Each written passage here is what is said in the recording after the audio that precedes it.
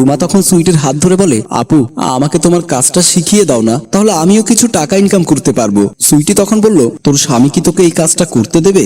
রুমা তখন বলল, সমস্যা নেই, আমি লুকিয়ে করব, নিলয় কখনো জানতে পারবে না। সুইটি তখন বলল, সবই তো ঠিক আছে, তবে তোর তো কোনো পার্লার নেই যে কাস্টমারকে সেখানে এনে বডি ম্যাসাজ করবি। তার থেকে যদি আমার কিছু ক্লায়েন্টকে বলে তোকে তাদের বাড়িতে পাঠিয়ে দেই, তাহলে কি তুই করতে পারবি? রুমা তখন বলল, হ্যাঁ পারবো, তুমি শুধু আমাকে এই উপকারটা করে দাও। সুইটি তখন বলল, ঠিক আছে, তোকে একটা বড়লোক বাড়ির সাহেবের নাম্বার দিচ্ছি, তুই তার বাড়িতে যা। যদি একবার তার তোর হাতের বডি ম্যাসাজ পছন্দ হয়ে যায়, তাহলে দেখবি তোর আর টাকার অভাব হবে না। রুমা তখন বলল, টাকার জন্য আমাকে যা করতে হয় তাই করব, তবু আর নীলের হাতে পড়ে মার খাবো না। সুইটি তখন বলল, আচ্ছা ঠিক আছে, তাহলে আমি আসলাম। পরের দিন যখন নীলয় কাজে চলে যায়, তখন রুমা তার নতুন করে সাজগোজ করে তারপরে আরিয়ান সাহেবের বাড়ির দিকে যাওয়ার উদ্দেশ্যে বের হয়ে যায়। রুমা তখন আরিয়ান সাহেবের বাড়িতে গিয়ে কলিং বেল বাজায়। আরিয়ান সাহেব তখন এসে দরজা খুলে দেয় আর রুমাকে দেখে অবাক হয়ে থাকে আর বলে, এত সুন্দরী মেয়ে, কে তুমি? রুমা তখন লজ্জা পেয়ে বলে, আমাকে সুইটি আপু পাঠিয়েছে বডি ম্যাসাজের জন্য।